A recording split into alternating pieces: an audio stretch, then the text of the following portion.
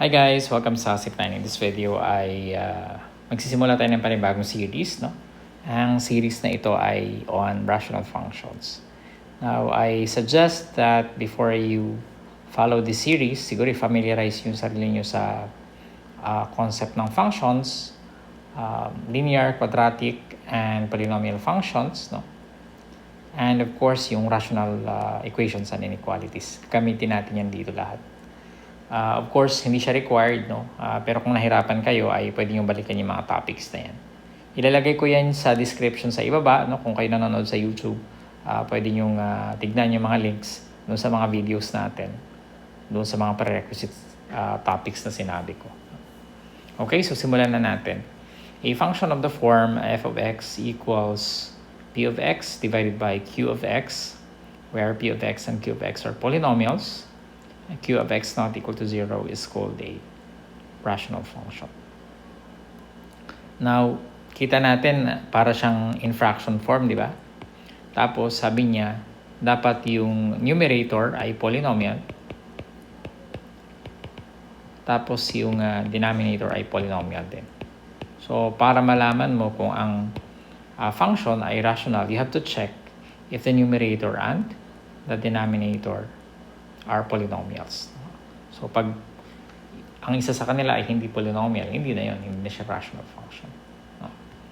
Now, in other books, by the way, hindi lang to polynomials, kundi nakalagay mismo sa definition ay are polynomial functions. Okay, so nakalagay din yung q of x not equal to 0. Now, of course, ayaw natin maging 0 yung denominator kasi magiging undefined siya. Diba? Okay, so ibig sabihin pala nito ay alam nyo, dapat ang ibig sabihin ng polynomials or a polynomial function. Okay, so ano ba ibig sabihin ng polynomial? So, ang polynomial, yung term siya or finite terms. Ibig sabihin, hindi siya infinite polynomial. No? Finite terms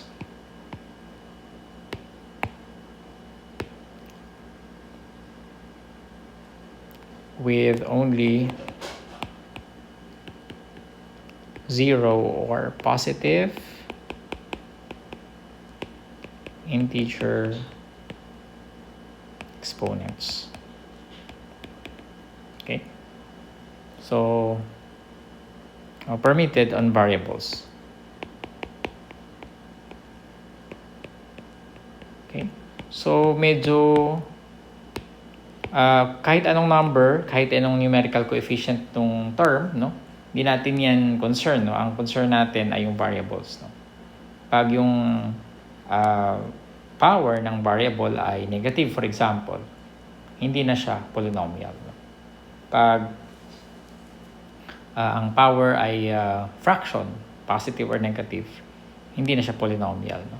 Of course, dito sa pinag-uusapan natin, dahil x yung ginagamit natin, we will use polynomial in x.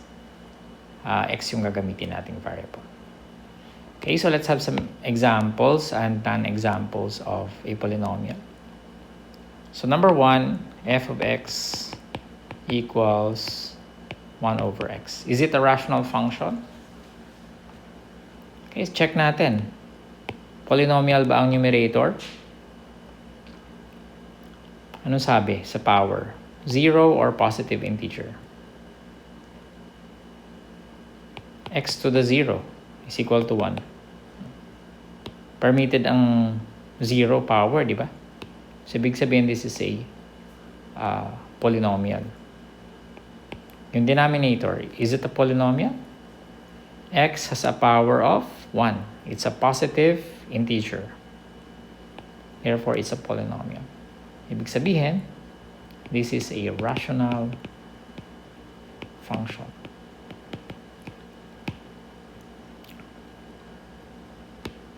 Number 2, we have square root of 3x plus 8 divided by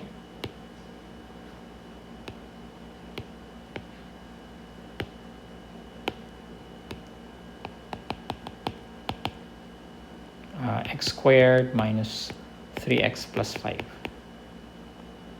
Is it a rational function?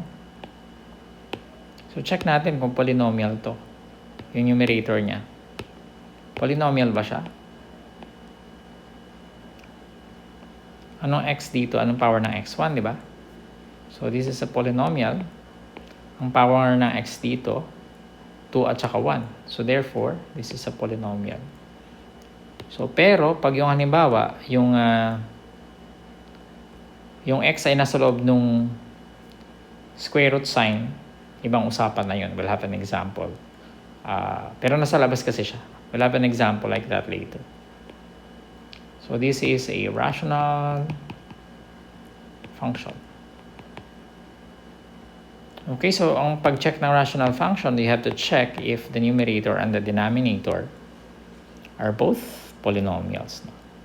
So g of x equals square root of x divided by x squared minus 1. Is this a polynomial? Yes, no? 2 lang naman yung kanyang exponent. What about this one? Square root of x ay polynomial? Anong power ng square root of x? Anong power ng x? Pag kinonvert natin. X to the 1/2.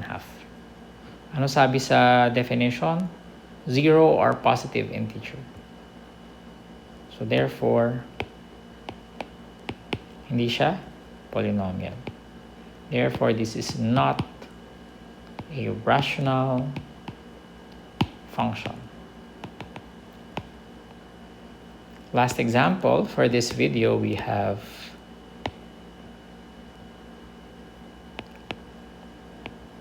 uh, 3 over x plus 8 divided by x to the 4th minus 5x.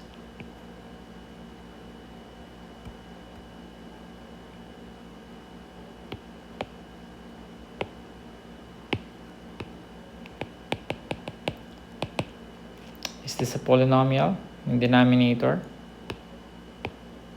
Obvious, no? Kasi 4, x to the 4th. Ito. So, 4 ang kaniyang power.